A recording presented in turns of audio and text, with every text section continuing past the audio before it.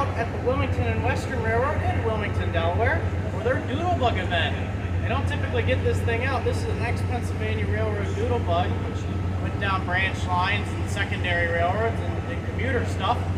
But this is one of only 2 left in existence in the country, or the world, and they're offering rides on it today. So we're going to go film it, and we're going to go take a ride. So let's get on with it.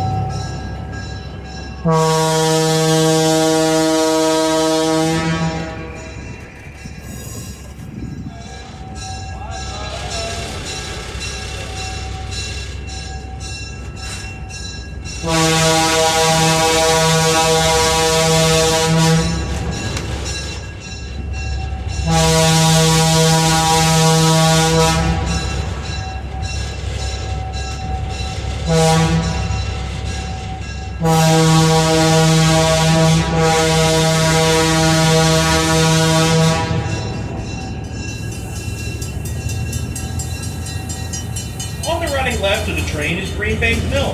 Swedish immigrants built the first mill here in 1677. Over the years, this site has produced everything from flour to wagon wheels. In 1857, the son of one of those mill's owners built a mansion on a grassy bank overlooking the mill. He named the mansion Green Bank, and the name of the mansion soon became the name of the community. At one time, there were a dozen mills along these tracks, and all were very important to both the railroad and the community. The mills provided employment for local residents and freight business for the railroad. Green Bank Mill, Graves Mill near Ashland, and the Garrett Mill, which became Marshall Brothers Mill in Yorkton, are the 3 oldest mills in the Clay Valley, and all or parts of each survive today. So, the Wilmington and Western was chartered in 1867 during the presidency of Andrew Johnson. In October of 1872, the first 20-mile trip was made from downtown Wilmington to Landisburg, PA. In 1881, the line was purchased by the Baltimore and Ohio Railroad, otherwise known as the B&O, and eventually became their landing range.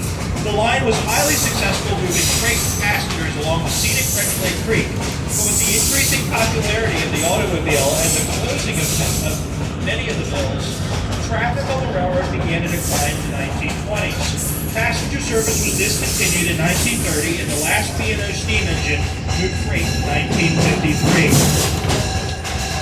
On the running left of the train, up here soon, you may see 4 blue posts and a sign. This marks the location of the B&O station, or open-air pavilion, that was built here in 1891. The station served the Brandywine Springs Amusement Park, which was one of the most popular destinations along this route in the early 1900s. The park featured one of the first movie theaters in Delaware, and by 1907, Brandywine Springs featured a fun house, pony rides, dance hall, bandstand, concession stands, and even a wooden roller coaster. Today, Brandywine Springs is the Newcastle County Park, and only a few stone foundation remains in the park's amusements.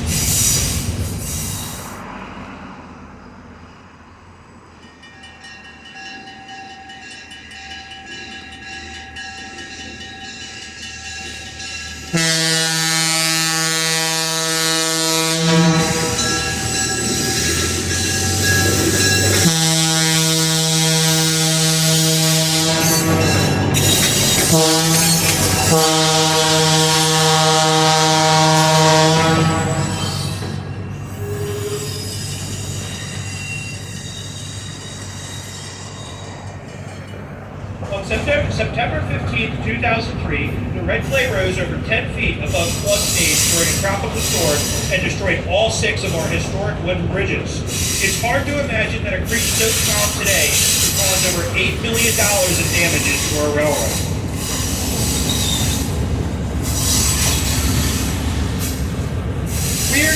quite literally rolling through the backyards of the homes on the running right. These neighbors are very supportive of the railroad, and they love to share their holiday spirit with our passengers by decorating the backs of their homes for the holiday season. Their decorations are so elaborative that we invite you to come ride one of our evening holiday lights excursions in December so that you, our passengers, can see their brightly lit homes.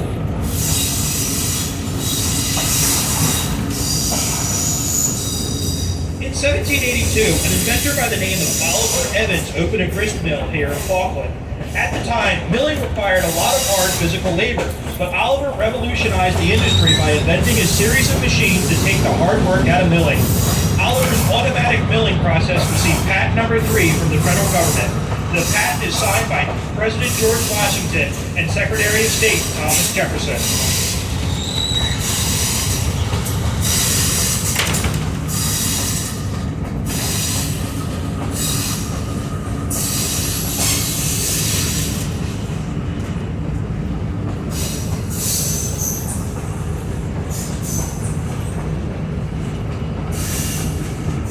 Oliver's grist mill may be long gone, but his pioneering spirit continues to this day. For it was here in the little-known community of Falkland, Delaware, that the Industrial Revolution had some of its earliest beginnings. Back in the 19th century, the DuPont Company was known primarily for its gunpowder. At that time, DuPont had a monopoly on the business. But when the government ended the monopoly, the Hercules Company was formed to continue gunpowder production. As we exit the bridge, the site on the running left is where part of the Hercules Company was located. Ashland Incorporated of Covington, Kentucky acquired Hercules in 2008, and a little bit of our history disappeared when the old Hercules buildings were taken down. You may notice a managed meadow and wetlands area on the running right of the train, where once was part of the Hercules Research Station landfill. In 2011, the landfill was permanently capped and work began toward restoring the area to native wetlands and developing a balanced wildlife management program. The wildlife management plan was designed to promote biodiversity of native plant species, reduce invasive species, and to increase habitat for ground nesting and fox nesting birds. Ashland is continuing these efforts to combine conservation, sustainability, and environmental remediation efforts. Wooddale's next. Wooddale, leaving Green Bank Station, our train is only climbed about 30 feet or so. Now, as we enter Wooddale, however, the land becomes more rugged, and our locomotive will have to work much harder to get us up the grade to Mount Cuba. Wooddale is also the location of the largest rock cut on the railroad. For those of you who may be wondering, what's a rock cut? It's simply a tunnel but without a roof. And again, I remind you, please keep your hands and heads inside the cars. The rock walls will pass very close to your windows. Believe it or not, all the rock had to be removed by hand to make way for the railroad, using picks, axes, shovels, and black powder. As we exit the cut, the Wooddale covered bridge can be seen spanning the creek to the running right side of the train.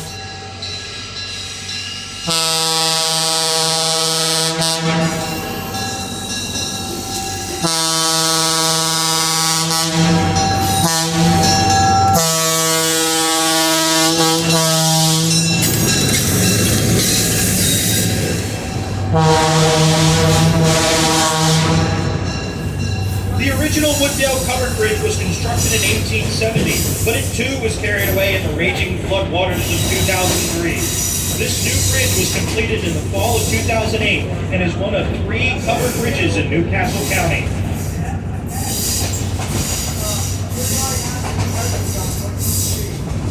Those of you on the running right side of the train will probably notice the ditch that's been running alongside our tracks between us and the red flag. This ditch is the remains of a mill race that once supplied water to power one of Delaware's first iron rolling mills here in Wooddale. In 1826, James Wood and his son Allen of Philadelphia leased a small splitting mill here that produced nailed rods. They converted the rundown mill into one of the first sheet iron rolling mills in the nation.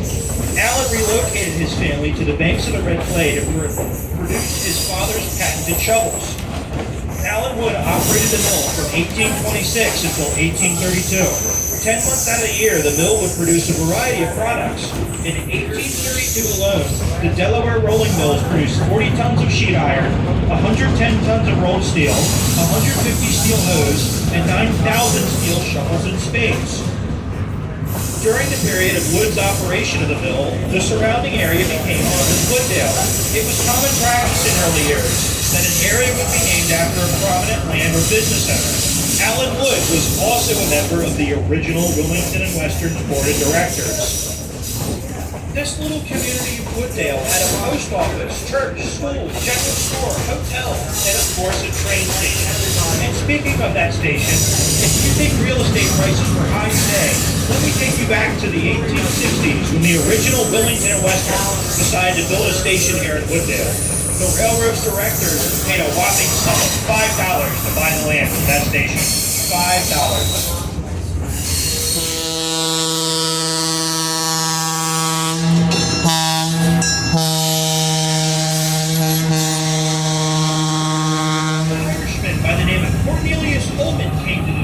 In 1730. He has the distinction of being the first Catholic to settle in Delaware. He named his home Cuba Rock, and is believed that the first public Catholic services were held at his estate.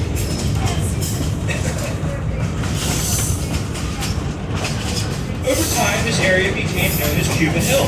Today we call it Mount Cuba. Mount Cuba is actually two hills which rise to a height of 350 feet. Today, Mount Cuba is best known as the home of the Mount Cuba Astronomical Observatory and the Mount Cuba Center. The observatory is located on a hill about 1 mile to the right of our train and is open to the public on select nights throughout the year. The Mount Cuba Center is a 650-acre wood oasis dedicated to the conservation of plants native to the Appalachian and Piedmont region, and has been recognized by USA Today as the best botanical garden in North America.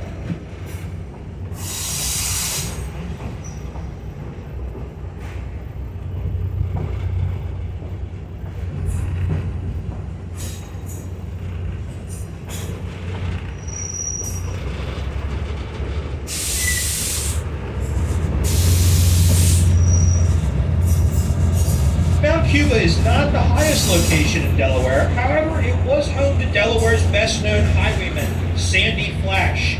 A deserter from the British during the Battle of the Brandywine, he became known for his Robin Hood tactics of robbing from the rich and giving to the poor.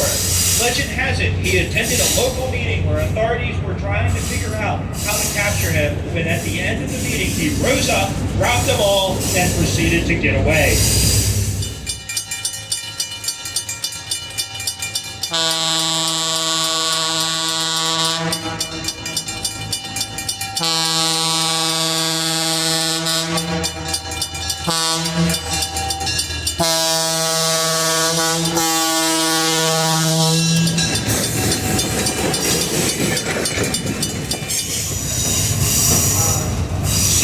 Entering the second large rock cut on our line. Although smaller than the one at Wooddale, this cut was much more difficult to dig. It took a lot of money and manpower to blast through these rocks to lay the track for the original Wilmington and Western.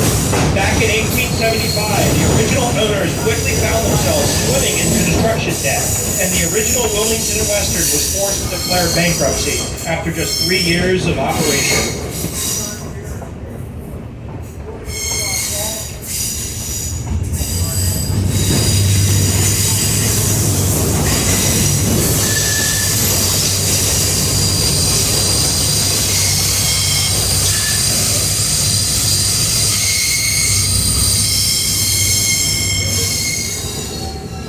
If you live in Delaware, or you've spent any lengthy amount of time here, you've probably heard about Delaware's quote-unquote hundreds. In 1682, William Penn ordered that Delaware to be divided into hundreds for tax purposes, and they were originally nothing more than land division comprised of 100 families. The Red Clay Creek is the boundary between Mill Creek Hundred on this side of the creek and Christiana Hundred on the opposite side of the creek. We crossed from hundred to hundred 9 times along the entire length of our railroad.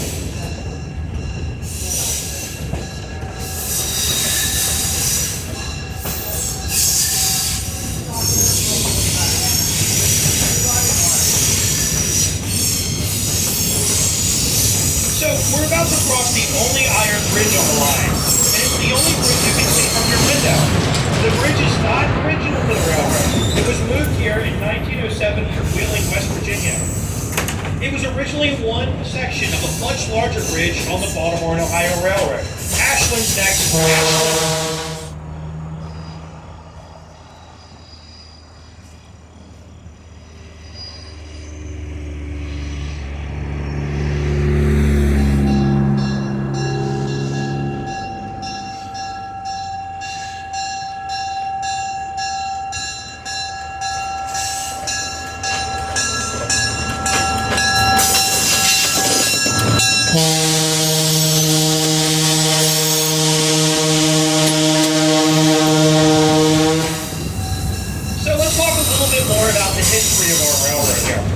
In 1958, a group of local rail fans led by Thomas C. Marshall of Yorkland started pursuing the dream of bringing a steam tourist railroad to the first state. In 1966, they began leasing this line from the Baltimore and Ohio, and then purchased it in 1982 to save it from abandonment.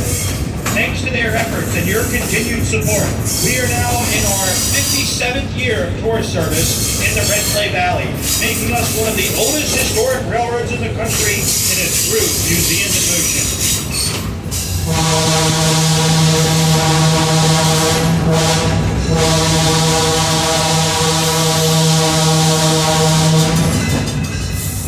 We are now running alongside Delaware Route 82. And in about a minute, we'll cross Route 82 again. This part of our line represents the close proximity that is often shared between steel rails and asphalt highways. And wherever they meet, there is a potential for tragic consequences. That's why railroads, big and small, have light signals, bells, and gates to warn drivers that a train is coming. That's why our engineer, Bobbert, is blowing the horn and ringing his bell. You should never try to beat a train at a railroad crossing. Take a lesson from our ancestors and slow down. Yes, it may take a few more minutes to get where you're going, but would you rather arrive late or possibly not arrive at all? Yorkland's next. Yorkland.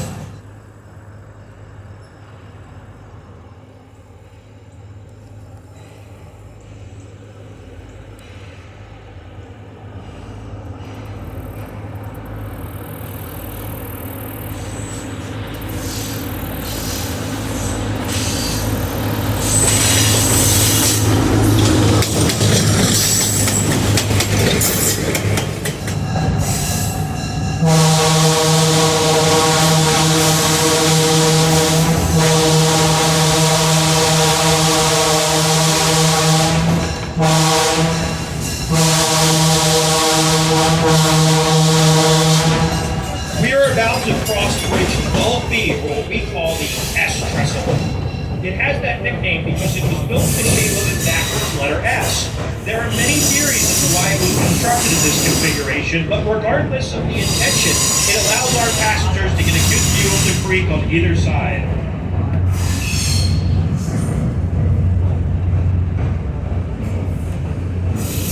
There were two major industries in Yorkland at the turn of the last century: snuff milling and paper milling. In fact, the world's largest snuff milling operation was located right here in Yorkland. These mills produce 3.5 million pounds of snuff each year, a testament to the popularity of snuff, and the need for a railroad to haul that snuff to cities throughout America. Now, you might be wondering, what's snuff? Well, simply put, snuff is a type of smokeless tobacco which was popular throughout Europe in the 18th and 19th century. And no, kids, just because it's smokeless doesn't mean it's not bad for you. For 170 years, the Yorkland snuff mills were in the hands of the Garrett family. When the last surviving owner of the family died in 1930, she was worth $30 million, but she didn't have a will. And so it took the courts almost 20 years to settle the claims from over 26,000 quote-unquote relatives.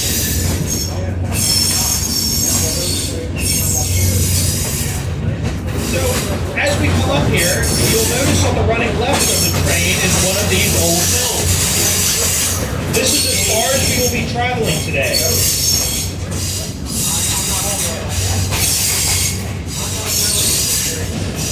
Our train will be going backwards. Well, our Doodlebug will be going backwards. You'll notice the engineer and assistant engineer heading back to the other side. Once they get to the other side, we will be proceeding back to Green Bank Station. If you want, you can get up and you can move your chairs, the benches. They rotate. You might have to give a little bit of a push that they will rotate. So it will be very helpful for those who might have motion sickness for you to face the correct direction. Why don't you give a thank you to our engineer and our assistant engineer as they walk through.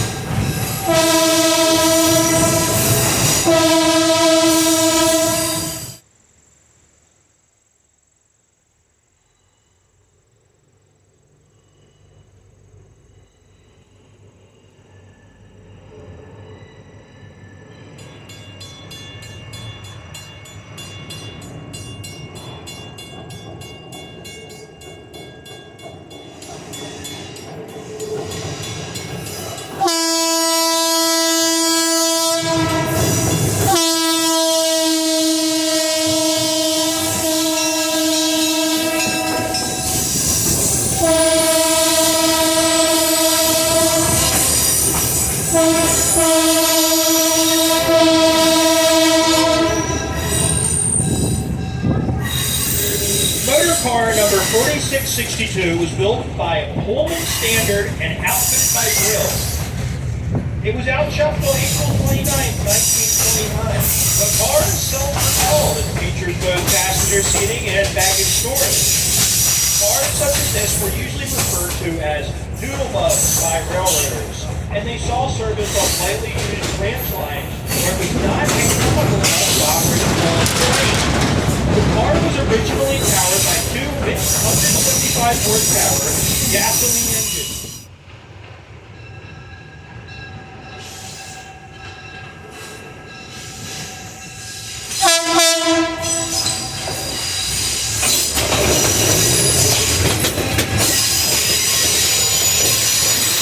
She was retired from service in April 1959 and was later purchased by the National Capital Trolley Museum.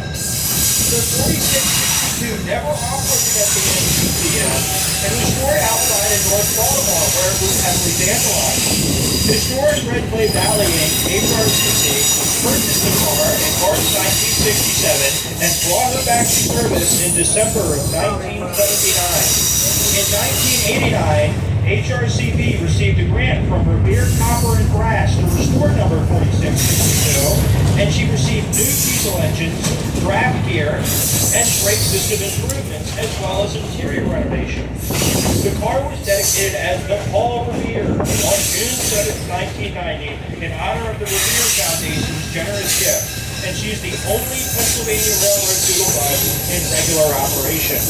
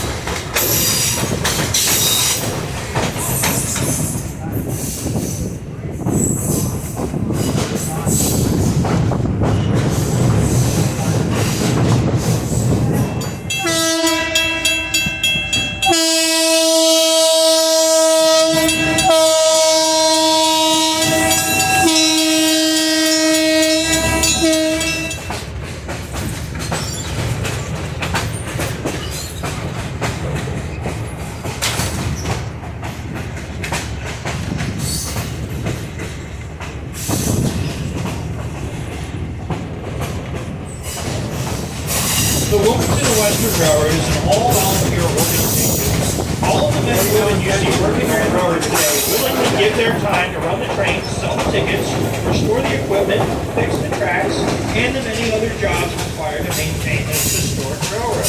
In fact, each year our volunteers contribute over 15,000 hours of service to the Wilmington and Western. We could not run this railroad without their help. If you have a love for trains or historic preservation, we'd love to have you join us. Membership applications are available at the ticket counter at Green Bank Station or our website at www.rr.com. If you have not yet done so, I invite you to stop at the gift shop before you leave today. Our gift shop is full of books, shirts, hats, toys, train whistles, and other memorabilia. Proceeds from every item sold in our gift shop are used to help us preserve our railroad so that we continue to run for future generations to enjoy.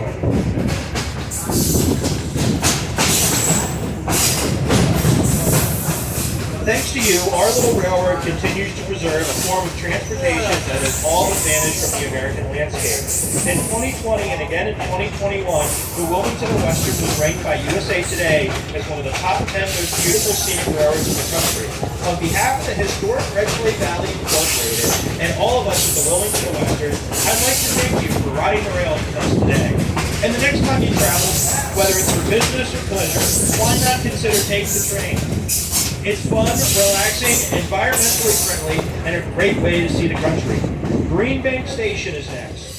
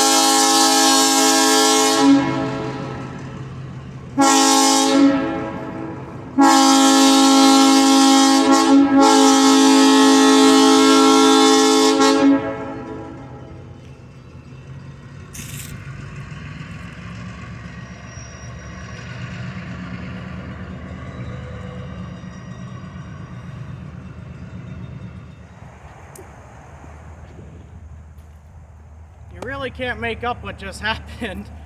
Right as the Doodlebug was leaving, it just quit on him.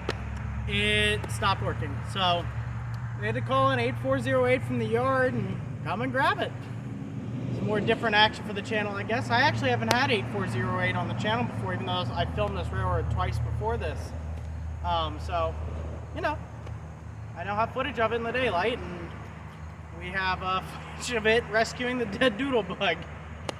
Again, I highly recommend you come out and see this railroad. Really pretty railroad in northern Delaware. So, again, thanks for watching. Please do share this video. I think it was an interesting one. And again, thanks for watching.